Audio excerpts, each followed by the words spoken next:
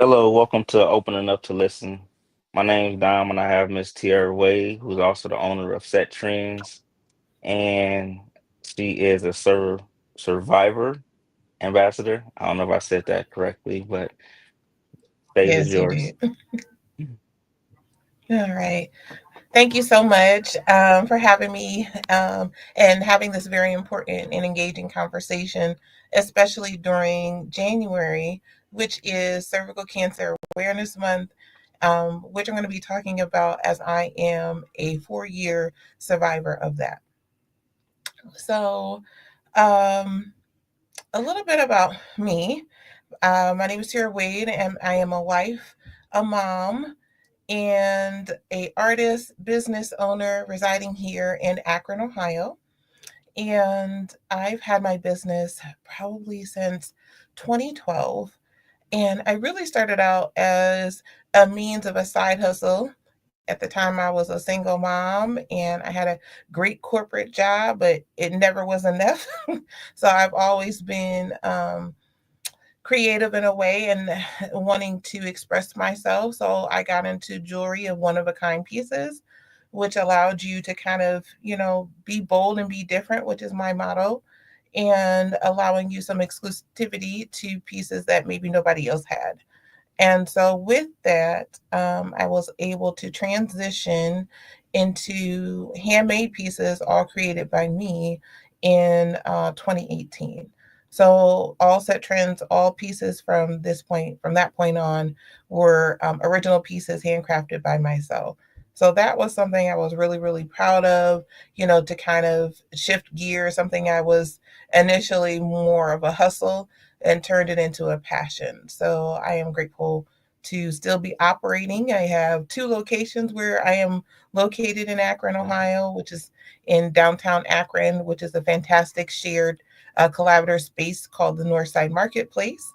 And then in Cuyahoga Falls, they exclusively just offer another entity of mine, which I will talk about in a minute, which is traditional tie on African waist beads. And that is located at the Artful Cricket in Cuyahoga Falls. So, once being able to like literally hustling jewelry out the trunk of my car to being into two spaces where people can freely come in and pick up my pieces, and then the launching of my website just a few months ago has been just a beautiful birthing of just resilience and someone who refuses to give up.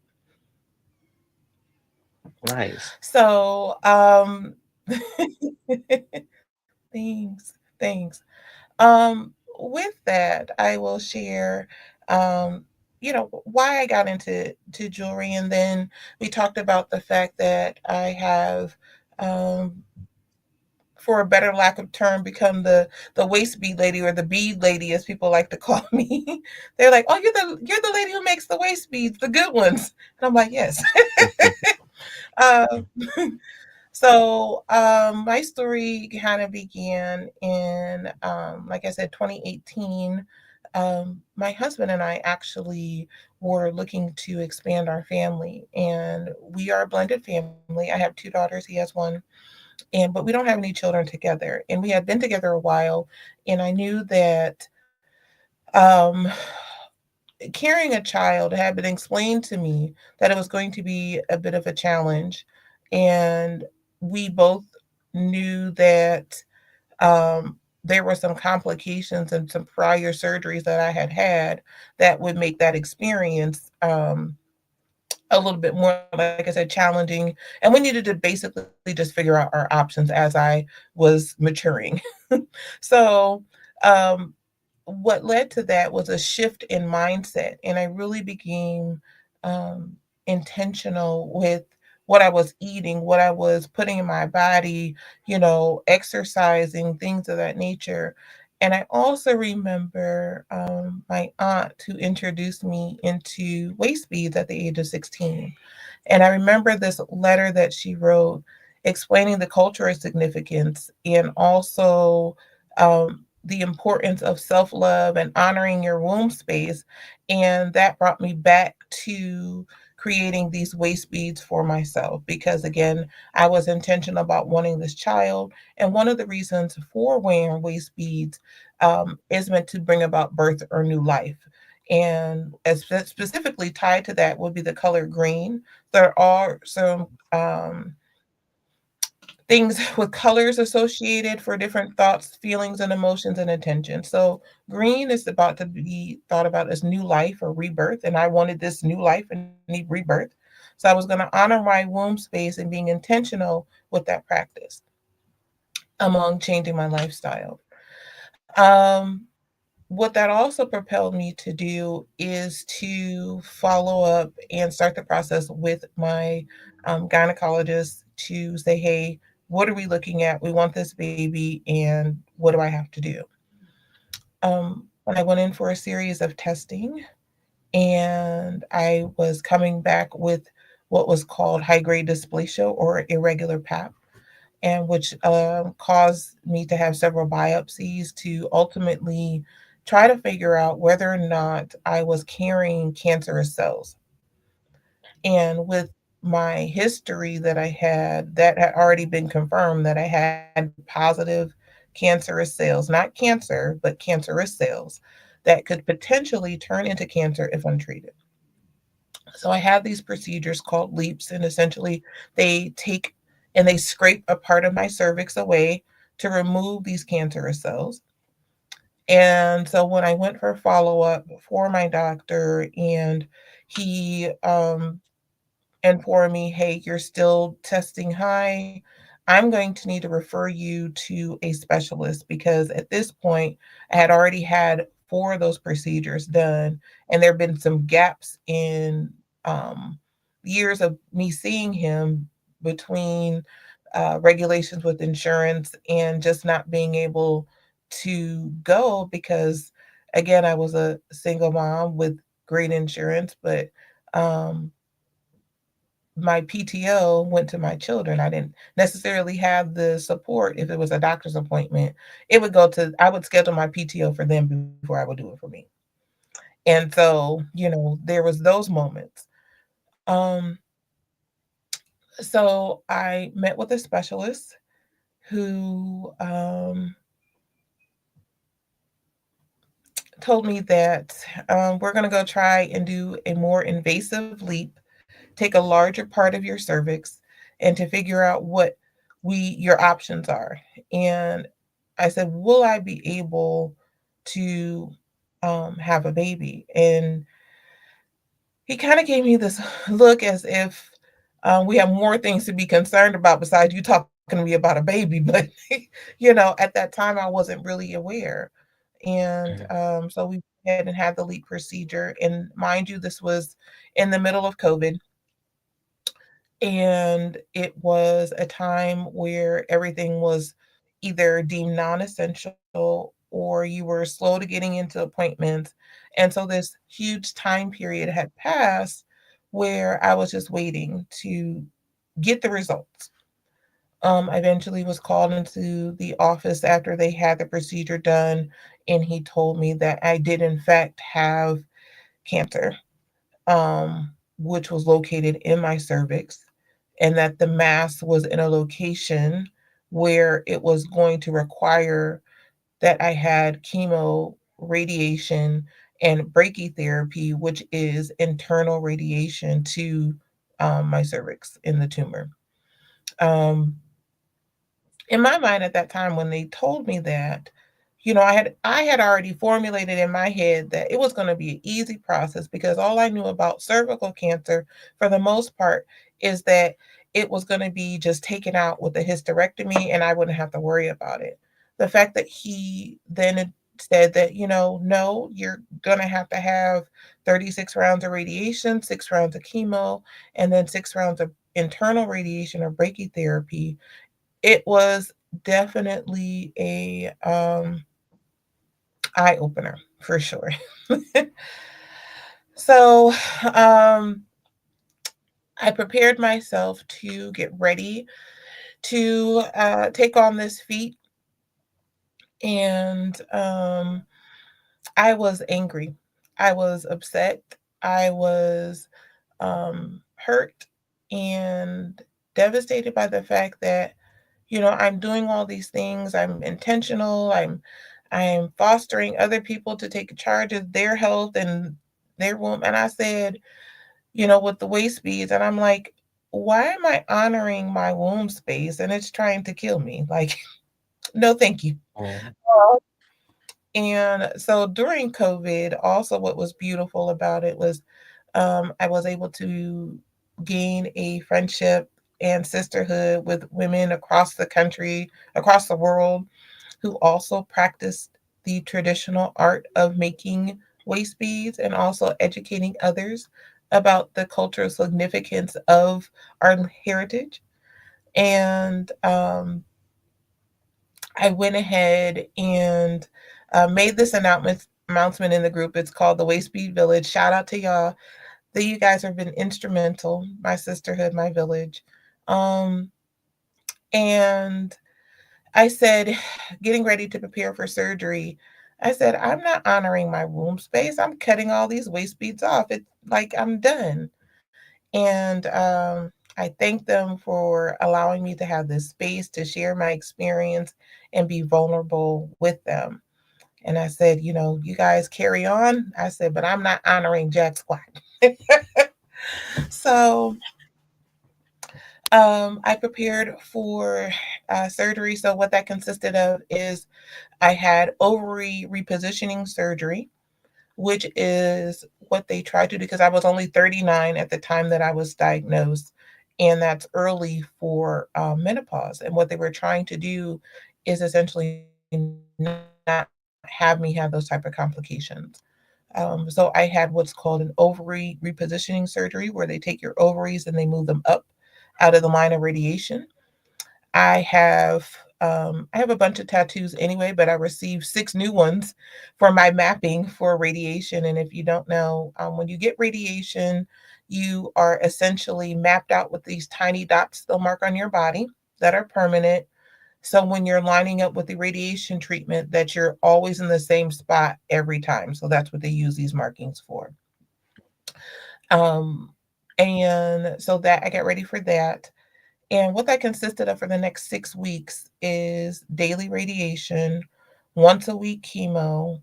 And then at the end of my external radiation treatments, I would receive the internal radiation, which was brachytherapy.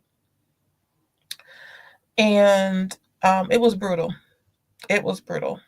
It was day in, day out, watching myself physically change, um, and doing my best to be present again in the middle of COVID, trying to just make it to the other side.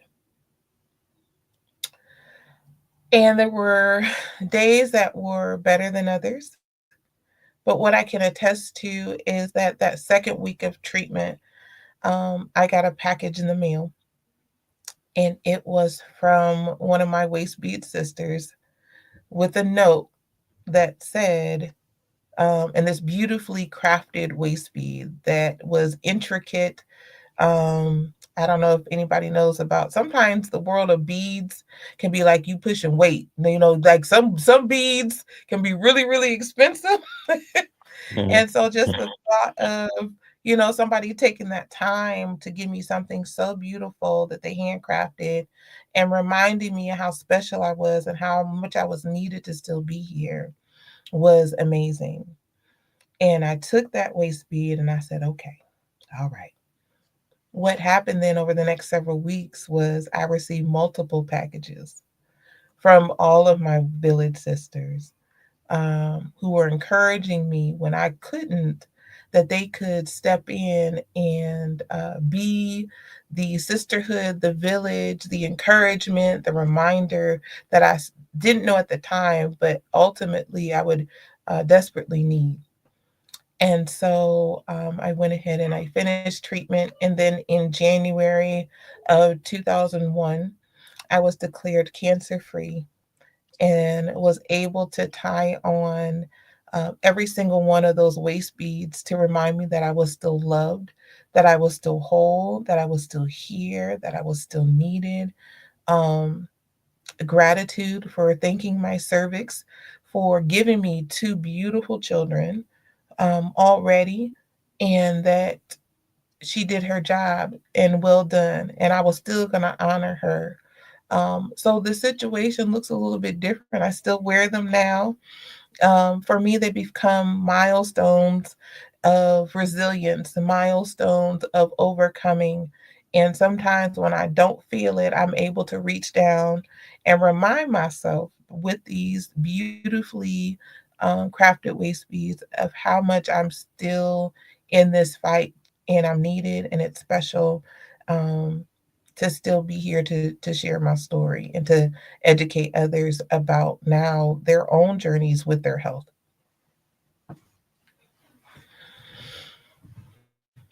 Okay, that's a good story. I think just when it comes to your testimony and saying how you was able to overcome, because a lot of times it's always the glitz and glamour that's shown. There's never you actually going through the storm that really gets the story, because everyone only applaud at you're here instead of knowing the journey where you came from. So I think that's amazing, and thank you for sharing. I will ask question: how did your family play a role in it? How did your husband play a role in it at the time? Yeah. I unfortunately cancer was a very familiar beast to my family. In the time that I was diagnosed, my middle daughter's grandmother, who they shared a very special bond with, was battling breast cancer for the second time. And then here I go, her mother being diagnosed with cervical cancer.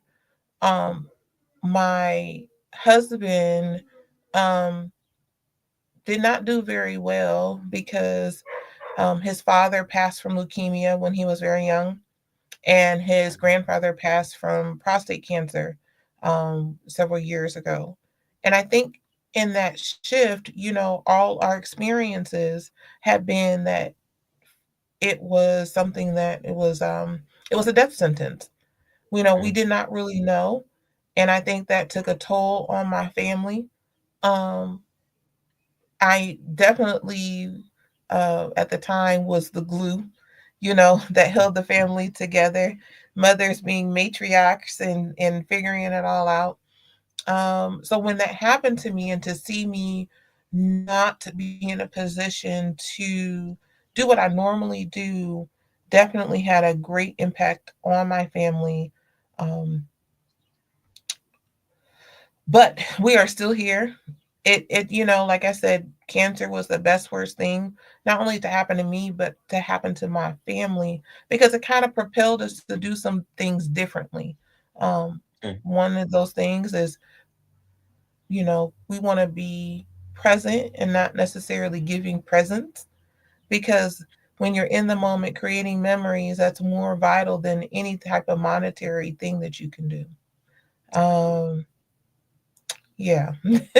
So another thing that we are prideful on is advocating and seeking therapy.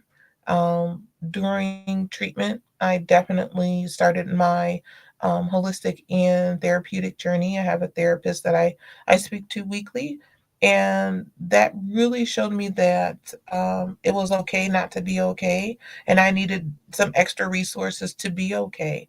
And me setting the example for my family, I think, propelled them to also follow suit. yeah.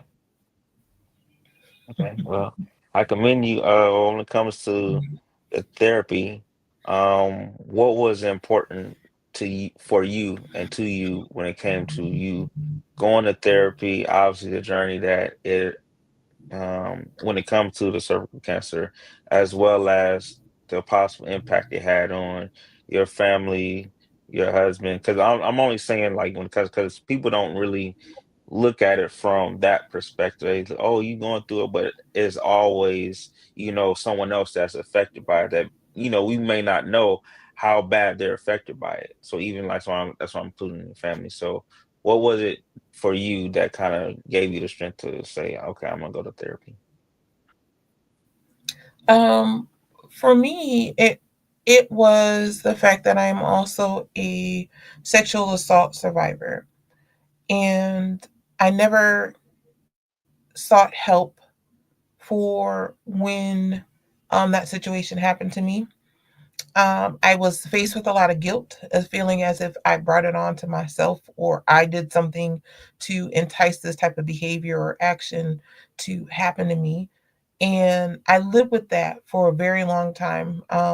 Actually, was sexually assaulted twice in my life at the very young age. And then again in my early 20s. So again, I wasn't diagnosed with cancer until I was 39. So there were, this years, decades to kind of carry on this trauma. And I'm a spiritual woman. I believe in God and faith. And I remember praying right before starting treatment. And um, I believe in the power of prayer, but I also believe that you need things to be actionable. So I wanted to be Absolutely. actionable about getting the help that I needed to process what was about to happen to me. I make no silence about cervical cancer treatment can be very invasive. There are parts of your body that are going to be filled and pulled and prodded, and um, I needed to find a way to navigate and make sure that I was able to follow through with the treatment, because you have to think like if for instance, brachytherapy, it is a direct radiation source to your tumor, which is in my vagina. And there was precautions that had to be done that were very invasive. I remember just steps of protecting different orifices. It was just filled or compacted or whatever it needed to be done in order to receive this treatment that could, and at one point was very triggering. I almost did not finish treatment because I had um, a panic attack right there in treatment. And it was um, the feeling of being restrained because you are in a position for hours laying down and not being able to move. And so that simple act, what I had thought I had dismissed or taken care of, kind of resurfaced. And I said, oh, Hmm. what is this? I no. So I think that was what I knew that treatment was crucial to saving my life. And I knew that there was something holding me back to being able to have the tools to be able to push past or manage those symptoms. And I just needed help. I needed help, and it was okay to say I needed help. Um, Looking back, I think the biggest thing I can say about therapy is that you have to find somebody who fits you. You have to find somebody who you're comfortable with, because if you don't have that connection, it doesn't allow you to be vulnerable. It doesn't allow you to be open. And that's crucial for healing. It's crucial for your health. I'm grateful that my therapist introduced me to this book called The Body Knows the Score. And I would read that or listen into it on Audible.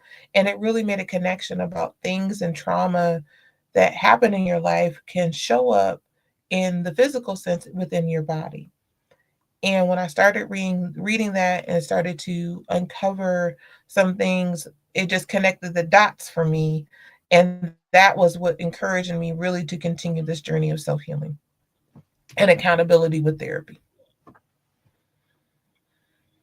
Yeah, that I think that's obviously trauma comes at different stages, but I think how you explain it, I'm like I said, I'm visualizing, but just the fact that you was laying on the table for so long, but it pretty much brought you to your trauma. That's crazy.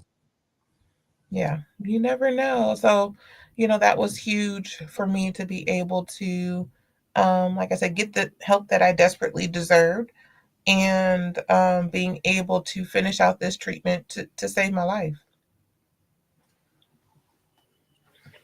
Can you speak on maybe the hiccups or health disparities? Obviously, when it comes to, your situation, but just Black women in general, how did it affect it? So I want to bring out some stats when it comes to cervical cancer. Black women and Hispanic women are number one in mortality rates from dying from cervical cancer.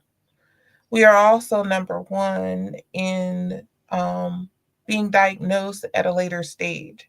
So those two things, when I found that information out, really kind of propelled me as to why. What is happening within these Black and Brown communities where this seems to be the norm?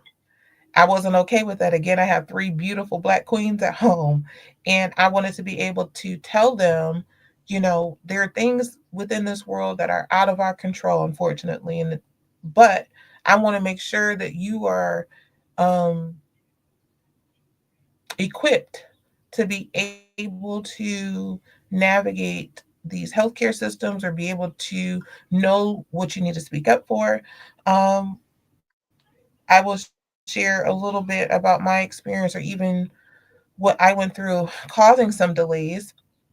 Again, I was a single mom.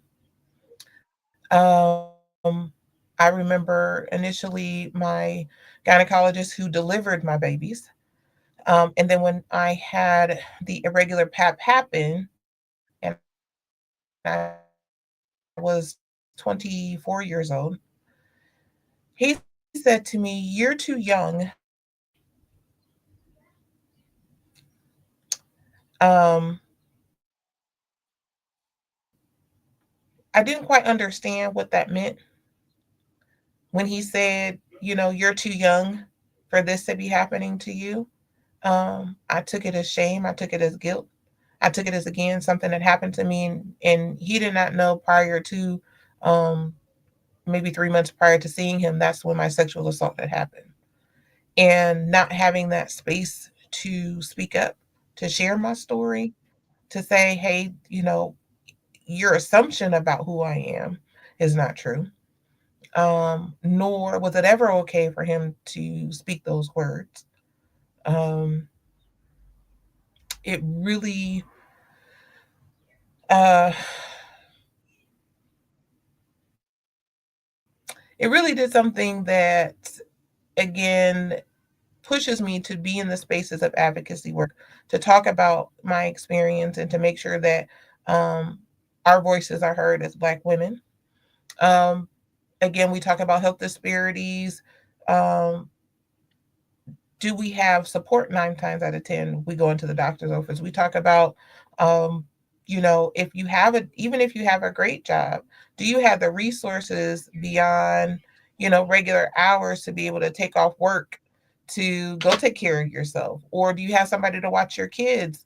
Or do you have transportation? All of these things play into our social and economic disparities that really impact us as Black and Brown people because our statistics are higher when it comes to that.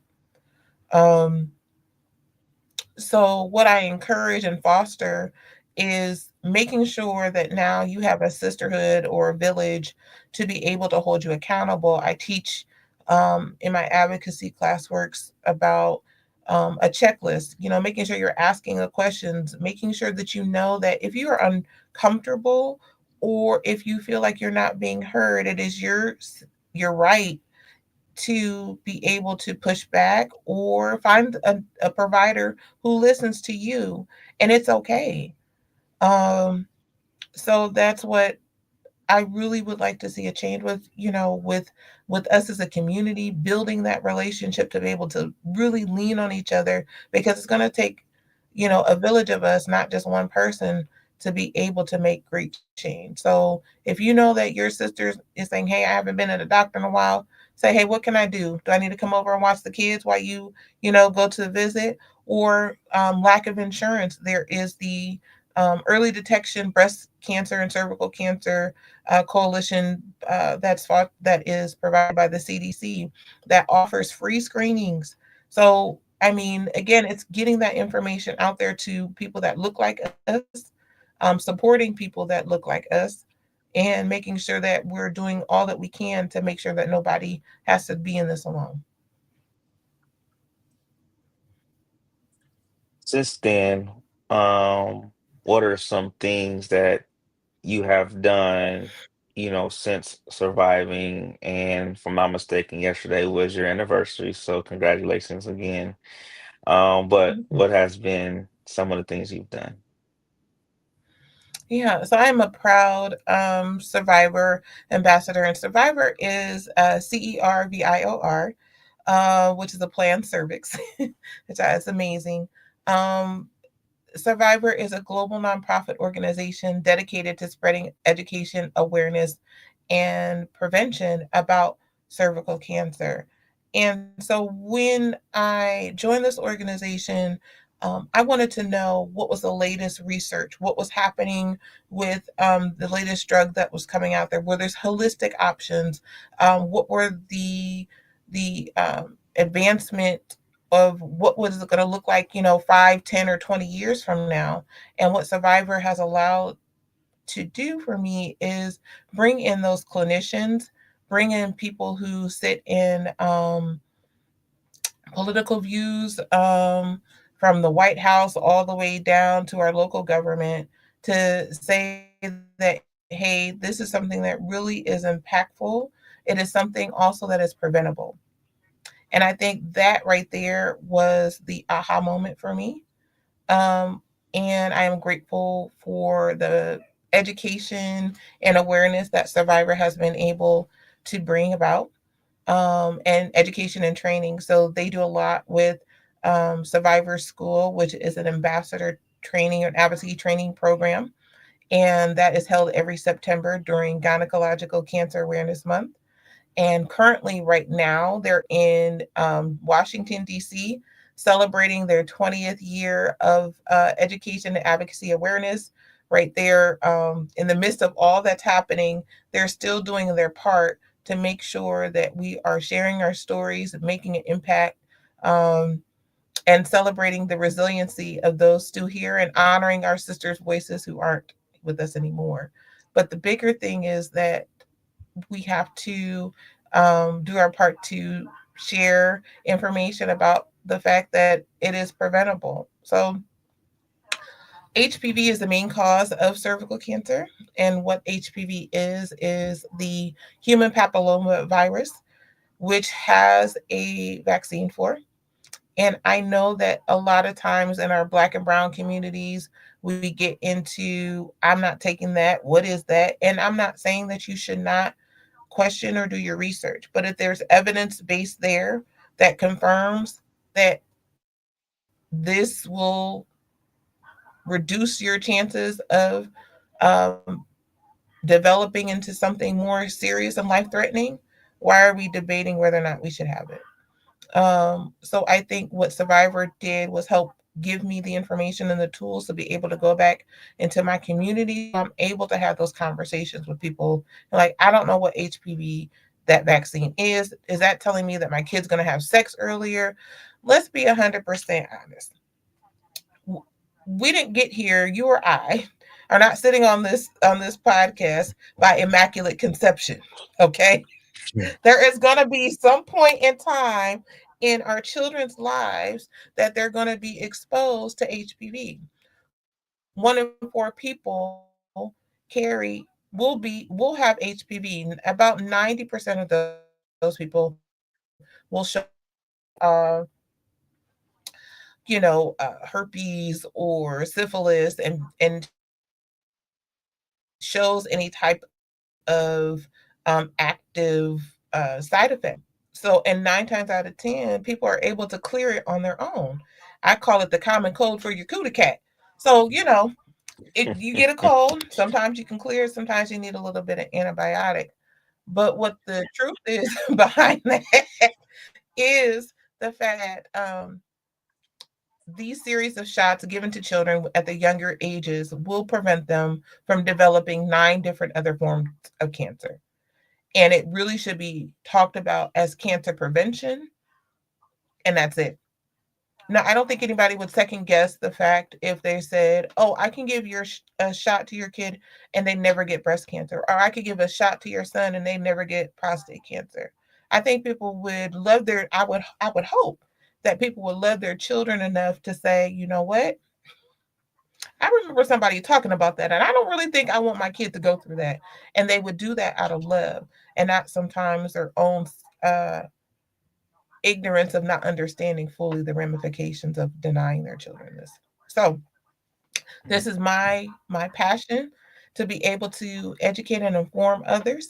I'm also an ambassador with the American Cancer Society, where we deal on stuff on the homeline front, where we talk about insurance and politicians and um, especially in the world that we are in today. I think that is crucial that we continue to use our voices for change. Um, so I sit on that side. I also speak to my local congregation and sharing my story with them. We just had a cervical cancer awareness Sunday this past Sunday. Shout out to the City of Joy. And then sharing again with the National Cervical Cancer Roundtable Coalition. I've done webinars with them before. So this is where we get into the spaces where um, my story, as well as others, are talked about. We share our experiences and we share why we feel this is important, um, to make sure that nobody has to go through this alone. And hopefully, we'll be able to share our voices to a point that we can absolutely eradicate this disease. Because I know I would never want to see my babies go through what I have been through.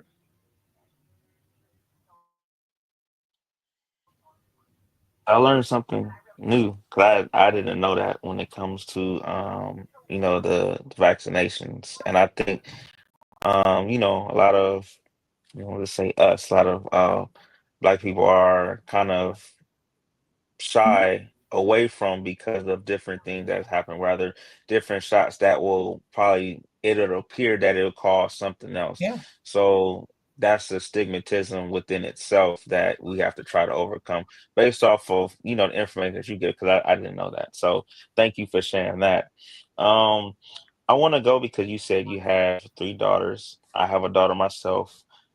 So this is kind of going, I guess, personal, but I know this happens a lot when it comes to the black community. I'm pretty sure it happens to other communities, whether Hispanic or white. But when it comes to rather getting the sexual assaulted or trauma, what is the best way to be able to, I guess, be there or open up? Let's just say, God forbid, but just when it comes to our kids, how can we be there in a way for them that you kind of wish that someone would have been there for you, if that makes sense? Absolutely. And thank you for that question. I think that for me, I grew up as a very reserved, and we didn't talk about it at home. I'm a preacher's kid. I'm a Pentecostal preacher's kid at that. So if anybody knows anything about that, it was church Sunday through Saturday. And it really did not, unfortunately, allow me to be in a space to be able to talk about those things with my mother or my father. Or nor did I have a village where I felt safe enough or comfortable enough to have those type of conversations. And let's be 100% transparent. Tira today is not the Tira I was when I first had my daughter at 19. Um, Even at 24 when I had my other daughter, is not the same Tira today. What I have learned is that it's crucial in order to, again, create a safe place. I had to be the example. I had to um, learn to listen before I reacted. I had to learn to reassure my daughters that, yes, I'm mom, but yes, I've been 16, 17, 18, 20, um, and have that sense of vulnerability. I think we in the Black and Brown community, we have a saying, what happens at home stays at home. And I think that what we have really done is done a disservice to not only ourselves, but our future generations, because we have to learn to speak about certain things. We have to be able to have those conversations, no matter how uncomfortable they may be, because we need to learn to kind of shift those narratives and to allow our children to feel safe, to be seen, to be heard.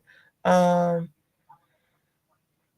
it really took me taking a hard look at myself first to be the example, to say, what is it about me that I needed to address or be better on, um, so I could start to create that for my daughters.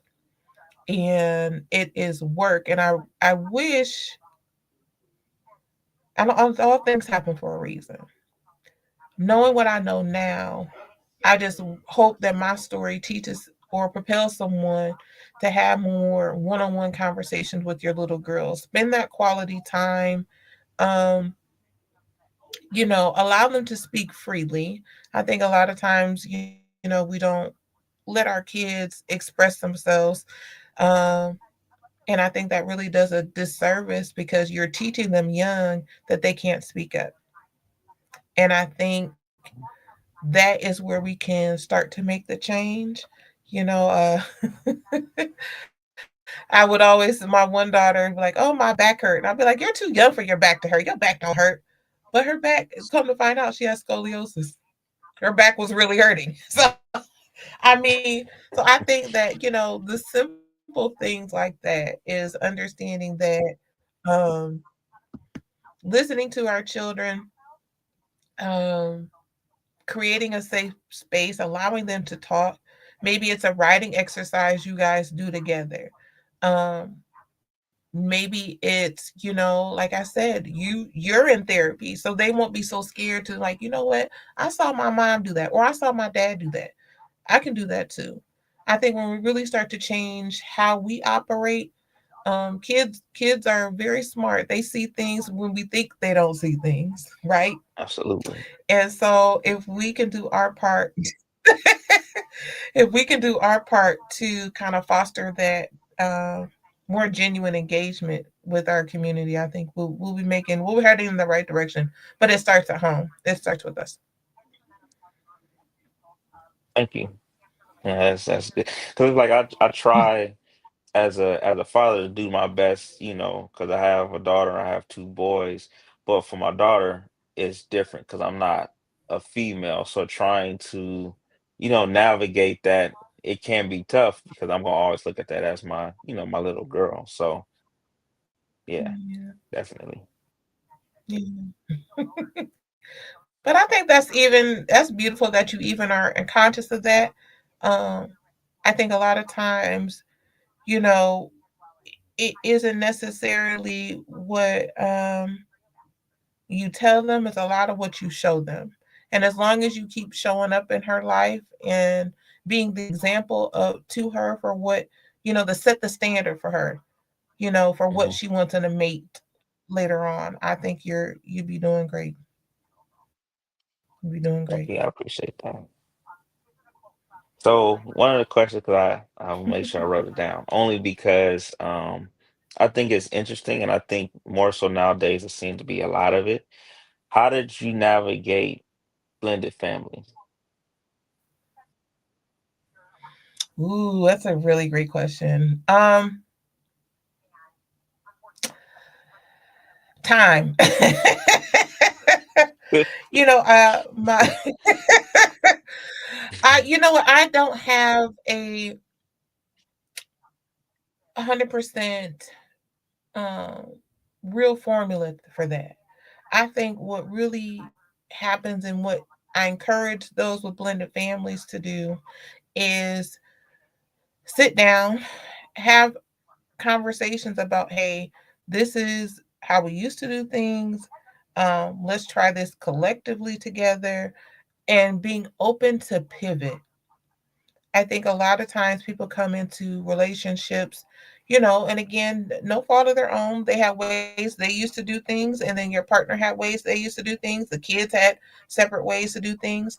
And then when integrating your family, especially with children, you need to make sure that you and your mate are clear on your values, on your morals, on your principles, on what both of you have going on in your family, and have that conversation. And then bringing the kids in and allowing them to also have a say of like, hey, this is what I like, this is what I don't like. Um, this is how I'm feeling. I think that also fosters a really good relationship when you're coming with blended families. You have to take into account that they had lives and rituals and friends and everything else before this other persons or people come into their life. And you want to make sure that everyone has a say, especially when you're dealing with younger kids. I think that is um, the fundamental part of building great foundation within your family is that you have Hmm. these open and honest conversations and inclusive conversations with your family entity. So, and then making sure that you have good boundaries as well with your exes, um, or however that may look for you. I think you have to make sure that you and your significant other are a united front. And I think everything else, as long as again you guys are setting the example, that everything else will eventually follow on. But when you have discord, it creates discord in the home. It's good. Let's see. I have a few more. One, I'm going to go this route only because I believe, one, I want to congratulate you.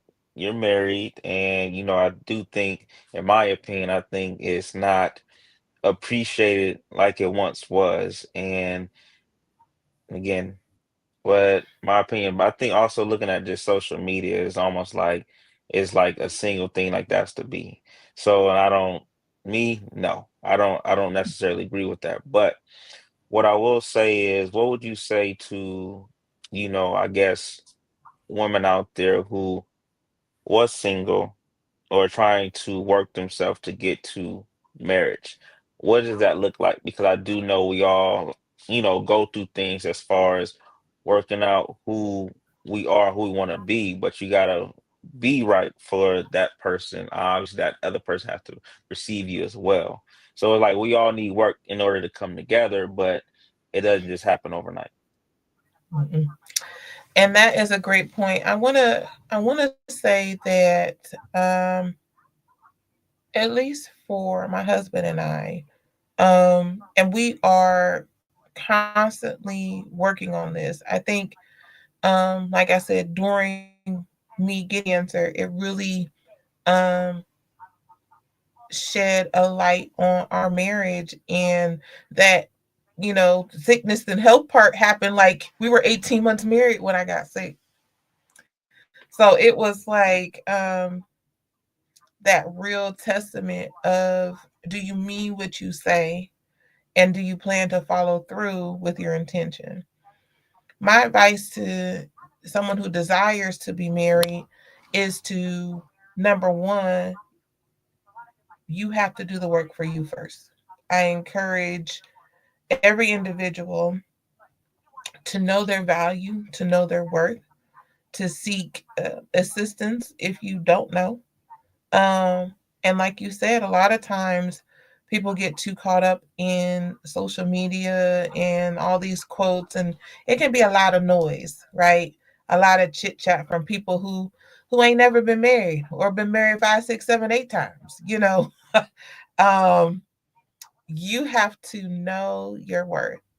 And then the second part of that is understanding that yes, you want to love your partner and your spouse, but understand that it is more about the work and the compromise that y'all both can dedicate and say that you're going to do in a marriage.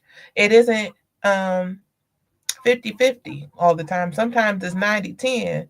Sometimes, it's 52-47. Like it's going to be some days, times where you are going to really have to be sure of yourself.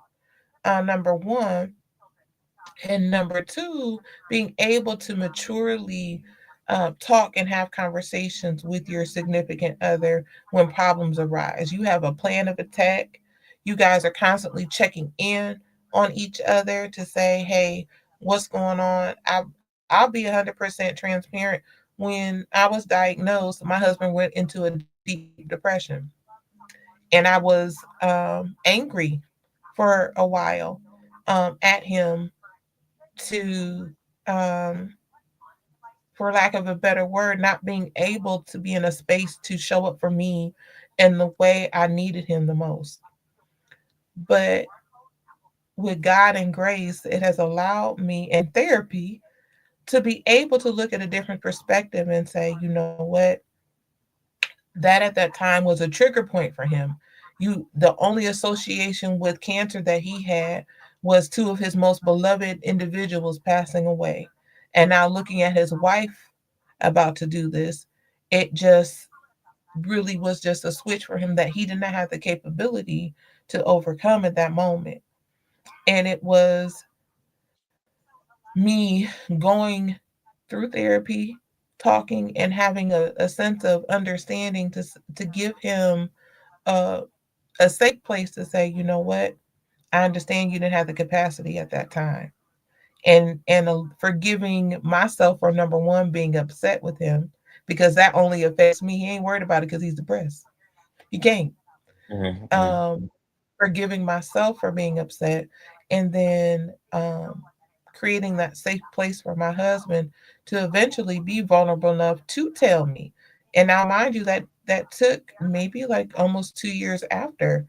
And I remember that day, and I was in the kitchen, and he came up behind me, and his big tall self. I call him my GG, my gentle giant. Um, and he came up behind me and he said, I am so sorry that I was not able to be the man you needed me to be during your time when you needed me the most. Mm-hmm. And that right there is a testament more so to me learning to forgive him first and doing the work and providing that space where, again, 2 years later, two years later, it was the work that I did on myself to allow to create and foster a safe place for him to be open and vulnerable enough to even share and then say, hey, I need help. I'm going to do better. And for him, again, to hold each other accountable to that as well. So, I know a little bit off your topic, but I attest to marriage and experience about, my advice to other individuals who desire to be married is to number one, know that it's not just love that's going to carry you through. Mm. It's not That's just about love right that's going there. to carry you through. Mm.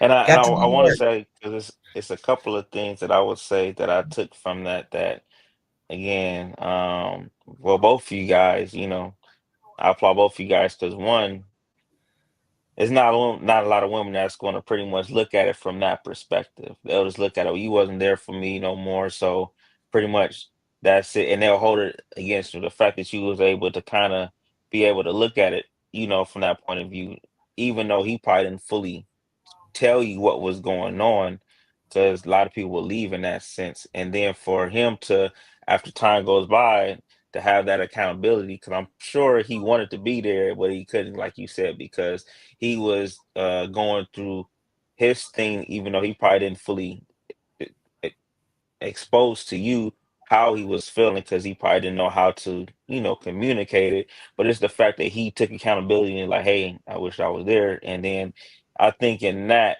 and I'm just speaking from the outside looking in, I could see how that could make you even more closer. And I know for him, it probably makes you more close. Because I know as a man, this is like we may not be the best at communicating when it comes to our feelings or when we're at a place that we're not comfortable being because we don't know how to explain it. And so the fact that you were still there and you didn't hold it against me, keep like poking at him like you should have been there, you should have been there, but you gave him that space for him to take accountability, but not only that, love you in a whole nother way.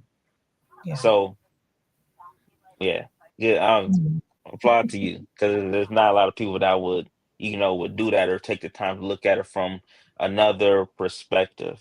It'll just be about, unfortunately, be about them. But again, I really truly attest to I really truly attest to that work to therapy. Like, I'm not saying I did not have those thoughts. I'm not saying that there weren't moments where, like I said, I was truly disappointed or angry um, that he did not have the capacity at that time to be able to do those things. And um, I think, again, it was just me being self assured and determined to break the norm of what I knew what I used to do didn't work. So it was just that self Right. accountability to say, okay, this don't work no more. So let me try something different because I know that number one, I'm invested with myself and my self love, and I know what I deserve. And so I started to kind of, when you start understanding that, then I think you're able to be in a headspace to be able to understand those type of grace given moments that need to happen sometimes in your life. Yeah, that was awesome. Thank you for sharing. Now I know that was kind of off topic a little bit, but before we go, tell us a little bit about set trends and different things that you have Yeah. coming up, for this year, as long with your two stores. Yes.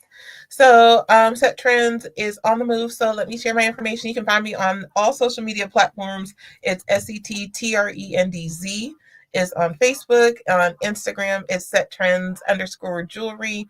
TikTok, the same thing.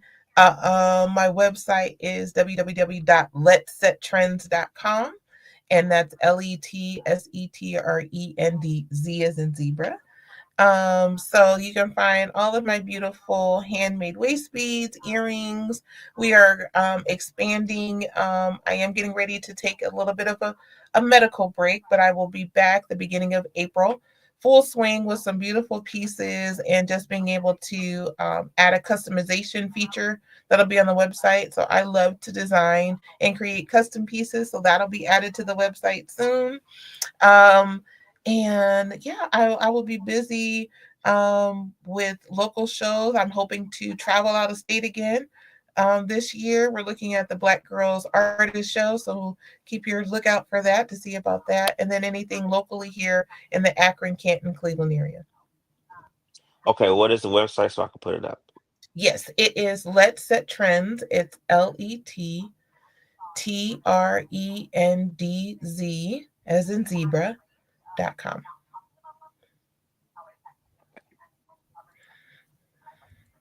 All right. Yeah, Oh, missing the S okay. after in between the two T's.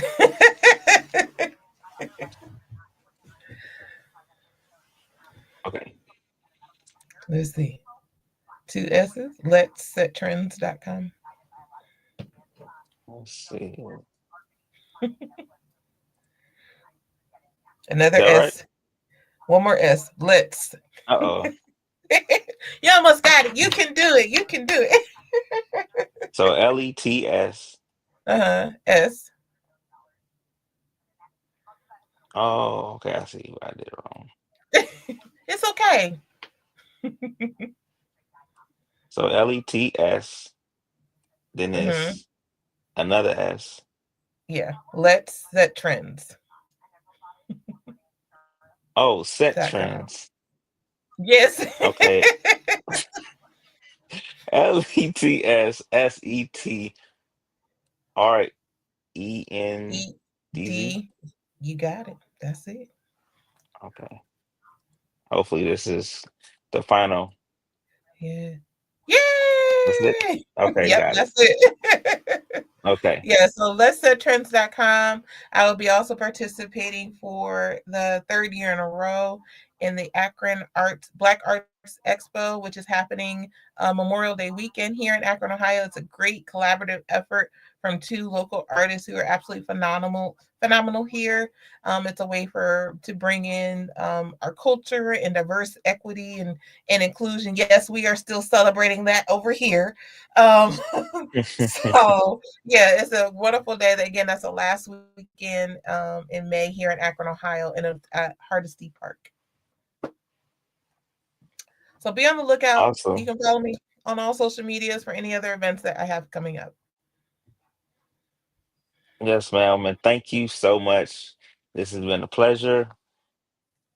Any last words besides your website? I just want to encourage everyone. It is again January is Cervical Cancer Awareness Month, and if you hadn't, if you please schedule your screenings.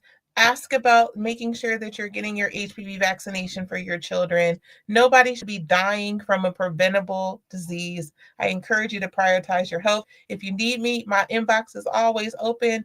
Resources, you can find me on Facebook as Tira Wade.